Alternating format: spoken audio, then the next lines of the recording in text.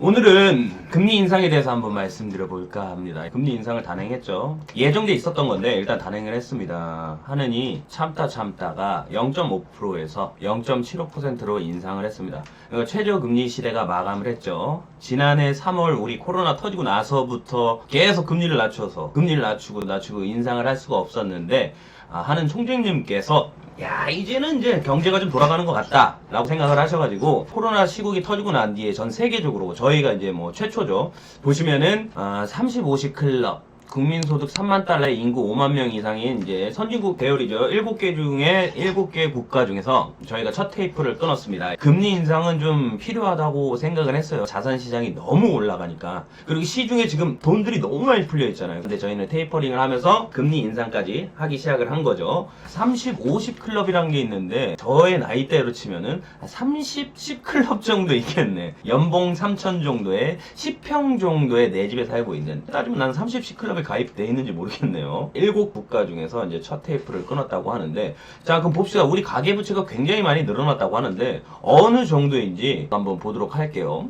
한국 가계빚이 GDP 대비해서 97.9%, 세계 최고 수준이라고 합니다. 세계 최고는 요즘 많이 찍고 있는 것 같아요. 저출산부터 그럴 수밖에 없겠죠. 지금 코로나 시국으로 인해서 소상공인분들 대출부터 해가지고, 그리고 B2부터 해가지고 금리가 낮으니까 이렇게 계속 대출을 받는 겁니다. 그래서 금리 인상을 시중에 뿌려져 있던 돈을 이제 걷어 담겠다라는 의중으로 이제 금리 인상을 했겠죠. 우리나라가 지금 세계 최고 수준이라 가지고 놀라실 분들도 계실 겁니다. 근데 이거는 약과에 불과해요. 이웃나라 미국을 한번 보시면은 여기는 지금 부채 한도가 넘어섰습니다. 그래서 10월 혹은 11월에 국가 부도가 난다고요. 상상이 됩니까, 여러분들? 2007년도 리만 브라더스 사태가 터졌을 때 하나의 은행이 망했을 때 그 정도의 경제적 타격이 있는데 미국이 망한다고? 내기할래? 그럴 수 있을 정도로 지금 미국의 부채는 경 단위예요. 조 단위. 우리나라 지금 부채가 한 1,800, 2,000조 정도 지금 달성을 하려고 하고 미국은 저기요 1,000조, 2,000조는 저희 가가지고 껌이나 사 드시고 경 단위로 갑니다. 이 경 단위 우리 어릴 때 산수 책 같은 거 보면은 조, 경, 해가 끝일 거야 아마. 거의 셀 수 없는 그 단위에 지금 경까지 간 거예요. 예전에 그 1억을 1초부터 세면은 평생 늙어 죽을 때까지 못 산다고 했나. 그런 식으로 흘러가고 있고요. 미국 같은 경우는 한국이 금리 인상을 단행했는데 금리 인상을 하면 문제가 하나 둘 생기기 시작하잖아요. 금리를 1% 올리잖아요. 그러면은 은행 가계 대출 연체액이 최대 5조 4천억 원을 늘어날 수 있다라고 합니다. 그러니까 금리 인상이 굉장히 촉각을 세우는 거죠. 자, 이제 금리가 올렸으면 우린 재테크 쪽으로 한번 살펴보자 이겁니다. 일단은 부동산 쪽으로 보면은 저는 여러분들 어떻게 생각하실지 모르겠는데 저는 부동산은 언젠간 네. 언젠간 내리겠지. 근데 언젠간이야. 내릴 거라고 저는 내리는 쪽에 한 표예요. 왜? 없으니까. 부동산이 없으니까 내려야지. 그래야지 사지. 아니면 저 평생 안 살 거예요. 평생 집 안 살고 그냥 월세 살고 전세 살면서 진짜 끔찍. 지금 금리 인상으로 인해서 부동산 시장이 어떻게 됐을지 한번 보도록 할게요.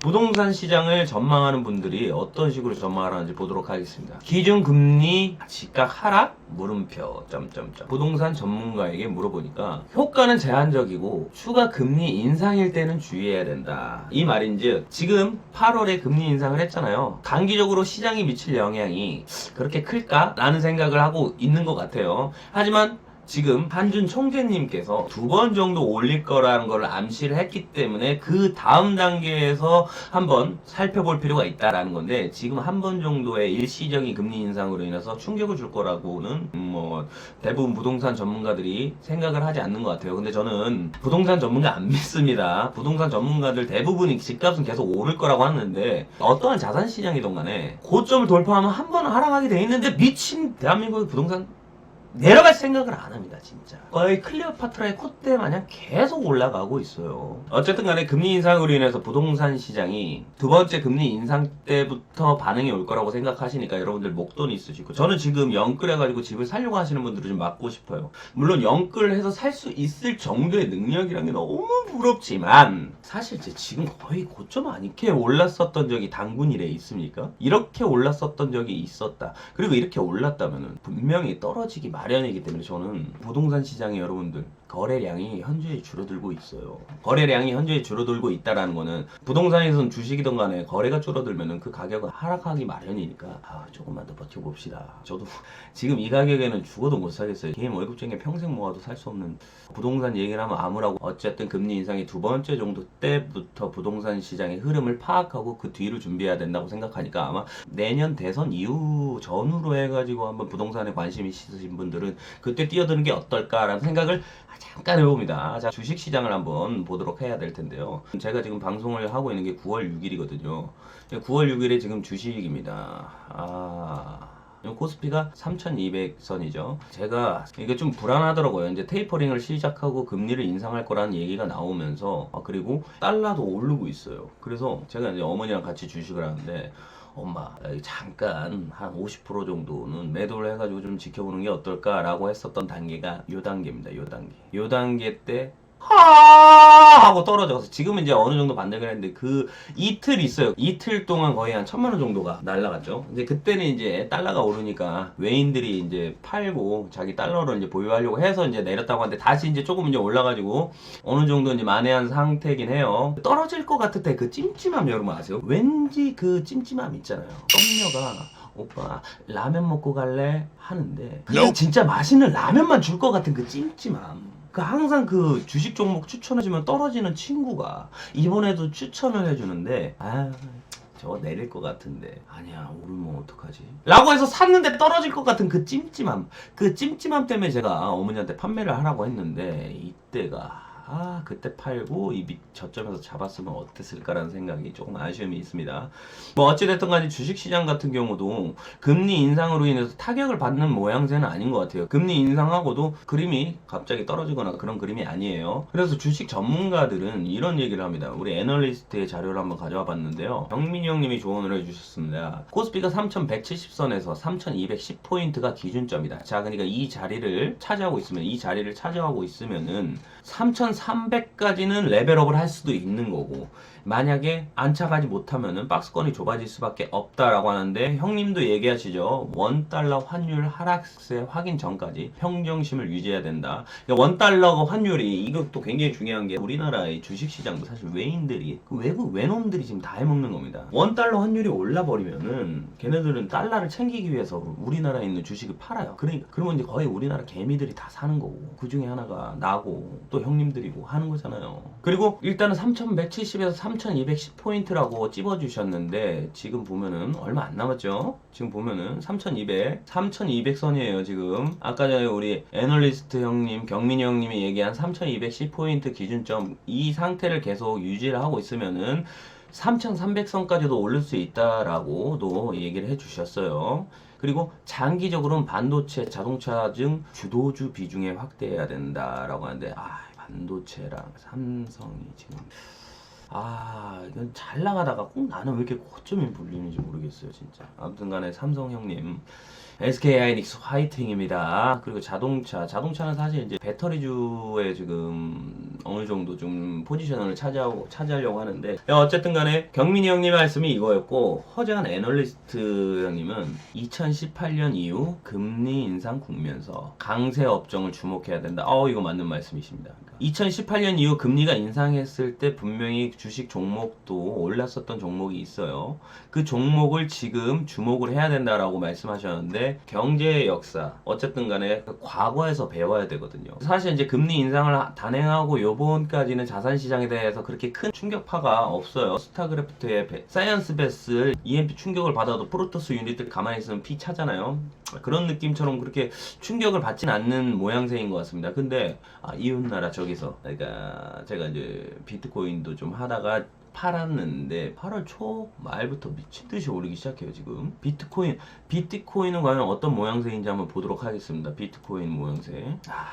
지금 9월 6일인데 5만 달러를 돌파했네요. 제가 올 초에 한 요 정도? 요 정도쯤에 친구들이 야 비트코인 해봐, 야 오른다. 신기한 게 20만원어치 30만원어치 사잖아요. 다음날 40% 50%가 돼 있어. 이게 뭐야 하면서 계속 조금씩 늘렸죠. 늘리기 시작을 하는데 어느 순간 여기서 곤두박질 치고, 어쨌든 저는 코인 시장에서도 조금 벌었습니다. 많이 벌었었는데 이렇게 놔두다 이 정도. 이 정도. 투자에는 빨간불 익절이 저는 항상 생명이라고 생각하는 사람이기 때문에 그렇게 생각하면서 비트코인을 이제 모두 다 정리를 했어요. 정리를 하고 계속 쭉 가다가 서서히 반등을 시작하더라고요. 7월 말부터 해서 반등을 시작을 했는데 친구들은 거의 다 대부분 물려 있으니까 아이고야 혀끝을 찼죠. 근데 어느 순간 야 나 지금 원래 마이너스 70이었는데 마이너스 60대 있어. 또 뭐 다음날 만나면 마이너스 60이었는데 마이너스 50%까지 올랐어. 사실 20%의 상승인데 걔한테는 마이너스 70에서 마이너스 50, 내가 듣기에도 뭐야 지금 마이너스 50이잖아.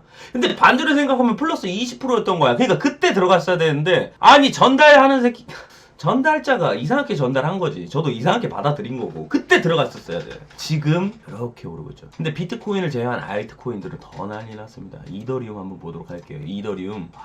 비트코인이 약간 요 정도에서 지금 보합을 하고 있다 치는데, 이더리움 알트코인의 대장주는 5월달 장 좋았을 때랑 거의, 제가 코인에 있는 자산들 정리할 때 제 기억에 아마 이더리움이 업비트 가격으로 400만원 450만원인가에 샀었는데 지금 거의 그 가격으로 왔어요. 알트코인들이 반격. 물론 아까 제가 말씀을 드렸다시피 친구가 그 얘기를 했을 때 알트코인 다른 거 EOS에 살짝 들어가지고 한 15% 정도 먹고 나오긴 했습니다. 코인 시장 같은 경우에는 장세가 너무 불안하니까 그렇게 많은 금액을 이제는 못 하겠더라고요. 그러면 이 코인 시장이 오르는가에 대해서 주목을 해야 되는데, 보시면은 그렇죠. 기본적으로다가 연준이 금리 인상을 한다고는 하지 않았습니다. 그러니까 테이퍼링은 할 거다. 하지만 금리 인상을 하는 건 시기상조다 라고 하다 보니까 오케이, 그래서 자산시장들이 그렇게 떨어지지 않고 나스닥이나 다우지수는 계속 사상 최고치를 계속 찍는 것 같아요.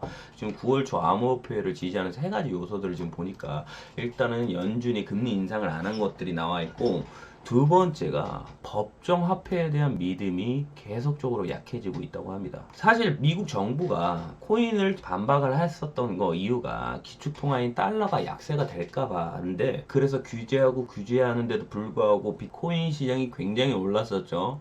이 법정 화폐에 대한 믿음이 떨어짐으로써 다시 코인 시장이 오르고 있다라고 이제 많은 전문가들이 분석을 한다고 하는데, 저는 이 점이 좀 웃긴 것 같아요. 얼마 전에 난민들 이제 우리나라에 오셨죠. 자, 아프가니스탄에서의 미군 철수, 요게 문제가 있는데, 예, 보시면은 보안 암호만 가지고 타국에서도 자산을 유지할 수 있을 것, 그래서 암호화폐는 국경을 넘어설 수 있는 궁극적인 자본 도피 수단이기 때문에, 이 암호화폐가 처음에 나왔을 때도 뒤에 검은 돈들 세탁한다 그런 목적이기 때문에 규제를 하고 했었는데, 이런 이유로 인해서 지금 계속 비트코인과 알트코인들이 오르고 있다라는 게 웃픈 얘기입니다. 그러니까 막을 수 없어요. 뭔가 시작을 하면 막을 수 없는데, 이 지금 코인 시장도 좀 이런 느낌으로 막을 수 없이 달려오는 것 같습니다. 자, 그러면 중요한 거는 뭐예요, 여러분들? 금리가 인상했습니다. 금리가 인상했으면은 과연 올바른 투자 방법을 어떻게 해야 되는지. 자, 일단은 하나는 금리 인상을 시작했습니다, 여러분들. 우리는 효율적인 자산관리책을 모색해야 될 때입니다. 항상 효율적이고 싶은 우리들은 항상 고점에 물리지. 어떻게 세력들이 내 계좌를 보는지 모르겠는데, 내가 딱 산 시점부터 이렇게 내려오는 경우가 너무 많은 것 같아요. 사실 이럴 땐 투자를 잠시 멈추는 게 좋다라고 말을 합니다. 근데 투자 잠시 멈추라고 하고 너 투자할 거지, 거의 이제 이런 생각들을 하기 때문에, 원론적으로 말씀드리면 사실 주식 등 위험자산이나 가상화폐, 주식이 위험자산이라고 치면은 가상화폐는 사망자산이에요. 사형자산이야. 이게 오르락 내리락이, 오늘도 뭐 알트코인 보니까 아니 하루 만에 뭐 120%가 하루 만에 이런 위험자산보다는 안전자산으로 눈을 돌리는 것도 하나의 방법이라. 근데 냉정하게 얘기해서 안전자산이라고 하면 부동산이잖아. 근데 부동산에 눈을 돌리는데 여기 위에 눈을 돌렸어. 내 시야에 있지가 않고 저기 위에 있는데 어떡해요. 자, 그러면 우리는 어쩔 수 없이 부동산을 제외한 시장에 투자를 해야 되겠죠. 꼭 투자를 해야 된다면 방망이를 짧게 잡는 게 좋다. 투자금을 좀 줄이라는 거죠. 그냥 리스크를 줄이려면 투자금을 줄이는 게 당연한 거고. 근데 제가 요번에 알트코인 좀 올랐을 때 15% 먹었거든요. 먹었으니까 좋잖아요. 좀 더 넣었으면, 이런 생각들 다 하잖아. 인간이니까. 우리는 신이 아니고 인간이기 때문에 완벽하지 않기 때문에 이런 생각들을 하잖아. 그렇기 때문에 방망이를 짧게 잡아야 된다고 하는데 난 짧게 잡는데도 불구하고 이 짧은 방망이로 홈런을 치려고 계속 도전을 할 것 같아요. 자, 그리고 이번 금리 인상으로 집값이나 주식이 떨어지는 순간을 자산의 확대 기회에 생각해야 된다. 금리 인상으로 인해서 자산이 떨어질 거라고는 모두들 예측을 하는데 그게 언제냐가 중요한 거예요. 그 시점을 맞추는 거는 여러분들도 저도 전문가도 아무도 모르는 거예요. 그렇기 때문에 그 자산 시장에 대해서 계속 예의주시하면서 살펴봐야 된다고 생각을 하고요. 금리 인상에 안전한 투자자는 없다고 보는 게 좋다. 이게 정답이네. 금리 인상을 한다고 해서 오케이 자산 가격이 떨어지겠구나 하고 옳다구나 하고 사실 그렇게 산다고 해도 안전한 투자자는 없다. 이게 정답인 것 같습니다. 여러분들 금리 인상 이 시기에 조금만 더 신중히 한 번만 더 생각을 하고 투자를 해가지고 여러분들 다 떼돈 벌기를 빌겠습니다.